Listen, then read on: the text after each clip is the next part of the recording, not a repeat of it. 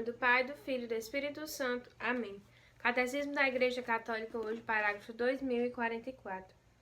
Vida moral e testemunho missionário. A fidelidade dos batizados é condição primordial para o anúncio do Evangelho e para a missão da Igreja no mundo. Para manifestar diante dos homens sua força de verdade e de irradiação, a mensagem da salvação deve ser autenticada pelo testemunho de vida dos cristãos.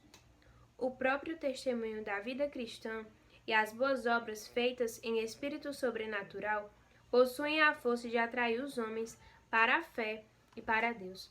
O Catecismo da Igreja Católica hoje vem nos falar para nós sermos testemunhas de Cristo.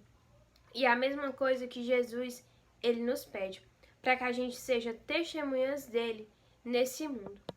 E o Senhor, ele nos deixa em seu Evangelho, Jesus, ele nos deixa a promessa de o Espírito Santo sobre todos aqueles que forem testemunhas. O Espírito Santo, o defensor. Porque aquele que cumpre fielmente a vontade de Deus, aquele que dá testemunho de Cristo, esse vai ser perseguido, esse vai ser caluniado. Mas só que o Espírito Santo estará sempre protegendo essas pessoas, como sempre ele protegeu. E é essa promessa que Jesus ele nos deixa. Mas também ele nos deixa a promessa do Espírito Santo da verdade. Porque o Espírito Santo da verdade é somente através da verdade que nós podemos mudar, que nós podemos convencer e libertar esse mundo. É nós guiados pelo Espírito Santo e pela verdade que nós podemos fazer isso. Como aqui o Catecismo ele vem dizer, o próprio testemunho da vida cristã e as boas obras feitas em espírito sobrenatural possuem a força de atrair os homens para a fé e para Deus. Muitas pessoas que foram atraídas para o reino de Deus foi pelo testemunho de outras pessoas que são cheias do Espírito Santo, que vivem aquilo que Cristo nos deixou, aquilo que Cristo nos ensinou. Como um grande exemplo é dos santos. Nós seguimos aquilo que os santos eles fizeram, aquilo que eles disseram para cada um de nós. Por quê? Porque eles são testemunhas de Cristo. E os apóstolos também.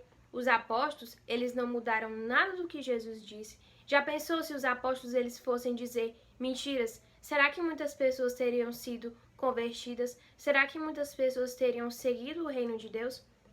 Para nós sermos testemunhas também, nós não podemos proclamar mentiras. Nós temos de seguir aquilo que Jesus ele nos ensina e ensinar também para os outros, porque essa é a forma de atrair. Não tem como a gente querer atrair ninguém para o reino de Deus falando mentiras, falando coisas que não são verdade, porque muitos hoje estão precisando, muitos hoje estão querendo a verdade, e para isso tem que ter pessoas que digam, tem que ter pessoas que falem.